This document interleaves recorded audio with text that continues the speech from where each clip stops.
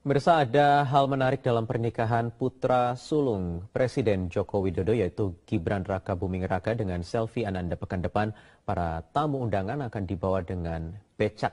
Selain itu, para awak media juga akan disiapkan seragam khusus untuk peliputan.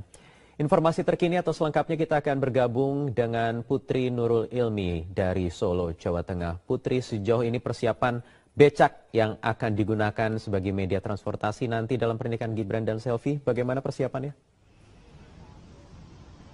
Wahyu, pada pernikahan putra pertama Presiden Republik Indonesia Joko Widodo yakni Gibran Rakabuming Raka dengan Selvi Ananda, beca akan digunakan dalam mengangkut para undangan dari dua lokasi parkir, yakni yang berada di Lapangan Sumber dan Lapangan Banyu Anyar yang berjarak sekitar 1 km menuju ke gedung resepsi yang berada di Gedung Sababwana. Ada sekitar 200 unit beca yang disewa oleh Gibran dan juga Selvi dari 19 pangkalan beca yang ada di kota Solo. Nantinya ke 200 pengemudi beca ini akan dibayar sekitar 200.000 dan akan menggunakan pakaian khas kota Solo yakni seragam lurik serta juga blangkon. Ke 200 pengemudi ini juga akan berlokasi di Lapangan Banyu Anyar dan juga Lapangan Sumber. Pakaian penggunaan dari beca sendiri dipilih karena beca merupakan kendaraan khas kota Solo dan juga ramah lingkungan. Salah seorang pengemudi beca yakni Sardi Ahmad mengatakan kesenangannya karena bisa ikut berpartisipasi dalam pernikahan Selvi dan Gibran dan mengatakan akan mempersiapkan becanya sebaik mungkin. Berikut kutipan wawancara kami dengan Sardi Ahmad, salah seorang pengemudi yang akan ikut berpartisipasi dalam pernikahan Selvi dan Gibran. Dari Pemkot kan tidak menyediakan untuk perbaikan atau untuk pengecekan dan sebagainya. Kita akan tetap mengadakan bahwa beca itu tetap beca yang bagus atau yang baik. Maksud saya komplit, tidak mengecewakan nanti penumpang nanti. Wahyu. Ya, Putri, sementara untuk media atau wartawan yang nanti akan meliput acara resepsi Gibran dan Selvi, bagaimana persiapannya? Kabarnya juga ada persiapan khusus dengan baju dan lain-lain khusus untuk wartawan.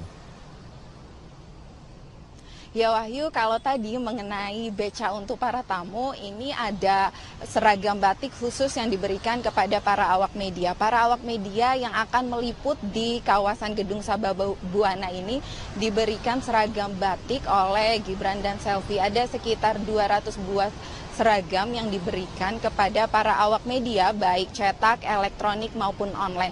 Dan seragam batik yang bermotif parang dengan warna coklat ini sudah dibagikan kepada para awak media sejak tanggal 30 Mei 2015 lalu di kantor Media Center pernikahan Selvi dan Gibran yang berada di Jalan Letjen Suprapto nomor 93 tidak jauh dari Gedung Sababwana.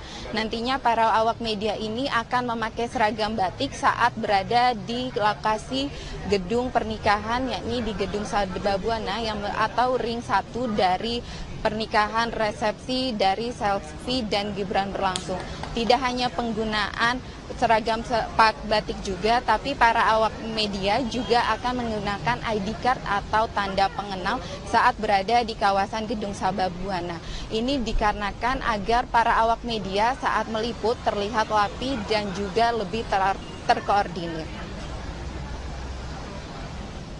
Wahyu. Pemirsa, di setiap akhir pekan, redaksi Jurnal Pagi menghadirkan berita satu view mengulas mengenai isu-isu terhangat sepanjang sepekan terakhir dari sudut pandang media massa nasional. Kita akan membahas mengenai istilah sementara Partai Golkar, ijazah palsu pejabat dan juga bentrok TNI Angkatan Udara dan Kopassus. Ini merupakan pilihan isu redaksi Jurnal Pagi dan kini telah hadir Wakil Pimpinan Redaksi Indopos Volber Sialagan. Selamat pagi, Bang Volber. Kita lihat di sini kalau kita lihat sudut pandang dari istilah sendiri ya. Istilah sendiri menimbulkan ekses ya atau polemik baru begitu terkait siapa yang akan mendaftarkan dari pimpinan daerah begitu pada Pilkada 2015. Ya, sebenarnya Partai Golkar ini sebenarnya sedang dikejar oleh waktu. Karena Di satu sisi mereka harus menyelesaikan konflik internal mereka, dualisme kepengurusan, tapi di sisi lain mereka juga harus dikejar waktu untuk mengikuti pilkada yang akan segera beri depan mata. Betul. Nah, dualisme kepengurusan ini harus segera diselesaikan karena KPU tidak mau ikut larut dalam konflik itu, sementara KPU sendiri hanya berdasar pada SK Kementerian Hukum dan HAM yang paling terakhir. Baik. Ya, jadi artinya kubu Agung Laksono begitu ya, dari SK Kemenkumham tersebut begitu. Tapi yang menjadi masalah adalah putusan PT UN dan Pengadilan Negeri Jakarta Utara sudah membatalkan SK dari Kementerian Hukum itu. Artinya Kementerian Hukum harus membuat SK baru. Apakah nanti SK-nya memilih kubu Ical atau bagaimana, kita tidak tahu. Tapi yang pasti bola panas ada di Kementerian Hukum dan HAM. Artinya ketika nanti dinamikanya akan seperti apa? Mungkinkah akan terjadi lagi kisruh seperti yang sebelumnya begitu? Ataukah masing-masing pihak akan legowo begitu? Kalau melihat eskalasi terakhir sepertinya emang dua pihak sepertinya akan memanas lagi.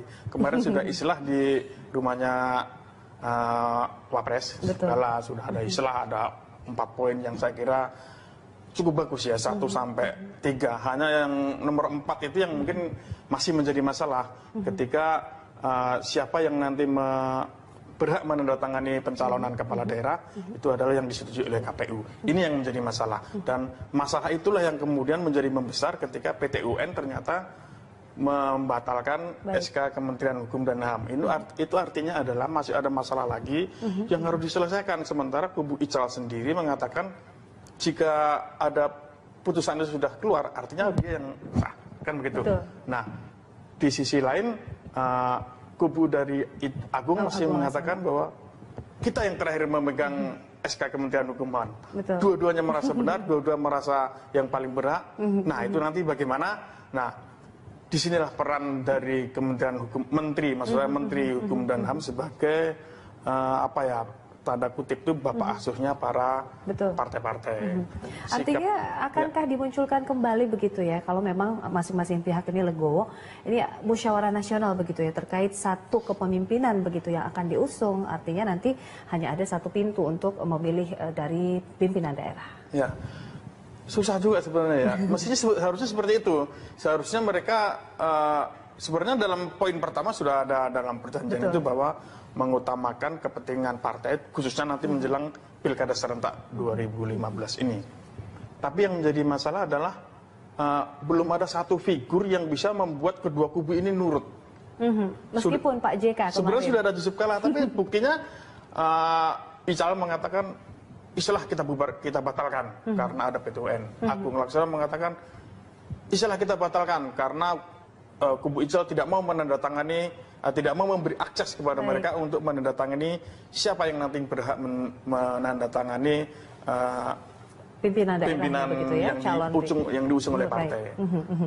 Kalau kita lihat sebenarnya mungkin bagaimana nih, ini kan bermuara juga ke Kemenkumham begitu. Akankah mungkin Kemenkumham akan begitu tegas tanpa ada konflik kepentingan di dalamnya? Saya melihat begini, justru ini yang dalam pikiran saya adalah yang bikin kisruh ini sebenarnya pertama intern mereka sendiri, yang kedua yang memperparah adalah Menteri Hukum dan HAM sendiri. Ya mungkin orang publik menduga bahwa ini ada kepentingan yang lebih besar di belakang Menteri dan SK itu ya. Karena coba bayangkan aja, ketika ada konflik, tidak lama kemudian Menteri langsung bikin SK, mengesahkan kubu Agung Laksono. Coba bayangkan. Padahal untuk sebuah partai yang besar dengan kepentingan yang sangat besar, dia dengan sangat mudah sekali membuat SK. Mengakui kepengurusan Agung Laksono dan tidak mengakui kepengurusan Ical. Padahal semestinya kan dia harus turun dulu, melihat faktanya bagaimana.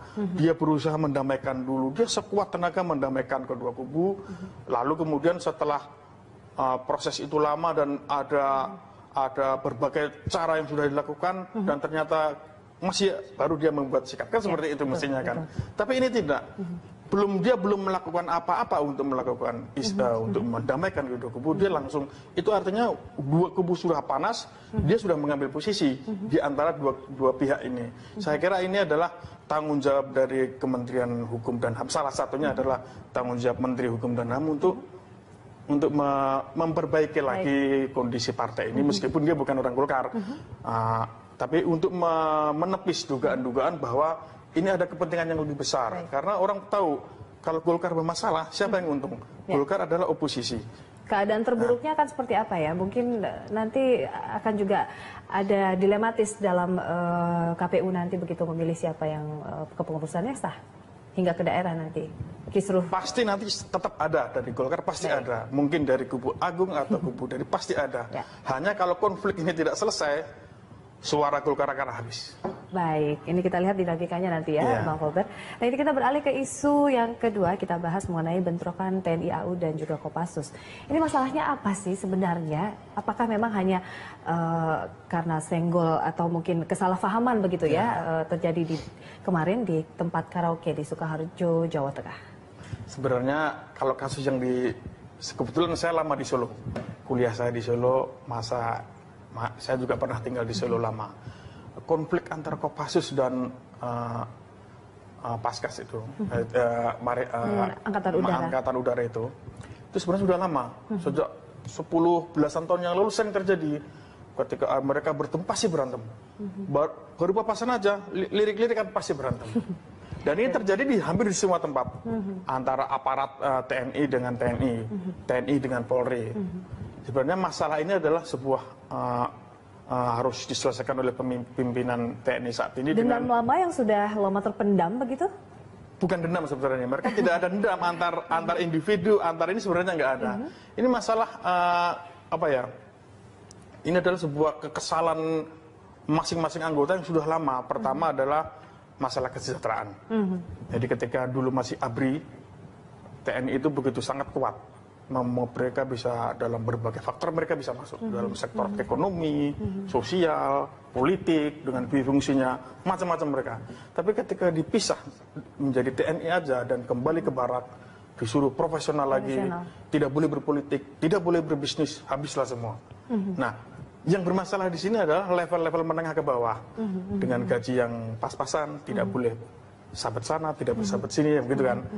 Artinya ditambah dengan kecemburuan melihat sejawat mereka di Polri, mereka melihat pangkatnya sama tapi wah beda banget nih kesejahteraannya. Artinya adalah kecemburuan, kemudian faktor-faktor yang sudah lama itu terjadi itu membuat sedikit aja ada pemicu mereka akan marah, sedikit aja. Baik itu dari antara mereka sendiri, dari arah orang lain, mereka akan marah. Kemudian di sisi lain adalah Menteri Pertahanan kemarin mengatakan begini, dia menyendiri Panglima TNI. Panglima TNI dikatakan dia terlalu sibuk. Dia terlalu sibuk sehingga kurang dekat dengan anggotanya. Itulah yang terjadi. Tapi menjadi pertanyaan besar ya, ada apa atau apa yang terjadi di tempat hiburan malam? Apakah mereka memang hanya sekedar melepaskan rasa stres atau mungkin menjadi backing dari salah satu atau lokasi di tempat mereka bertikai begitu? Itu pertanyaan yang mungkin. Ya, itu memang sudah bukan rahasia umum bahwa penjaga-penjaga di banyak-banyak tempat hiburan malam, tempat bisnis sekalipun, termasuk pembisnis pribadi pun banyak yang dikawal, dijaga oleh anggota TNI. Itu adalah mungkin ya semacam seperti saya katakan tadi, sabetan mereka untuk menambah setoran ke rumah gitu. Kira-kira seperti itu. Jadi kita masih akan membahas perbincangan lain dengan topik lainnya di Bang Colbert di segmen berikutnya. Kami akan kembali, tetaplah di Berita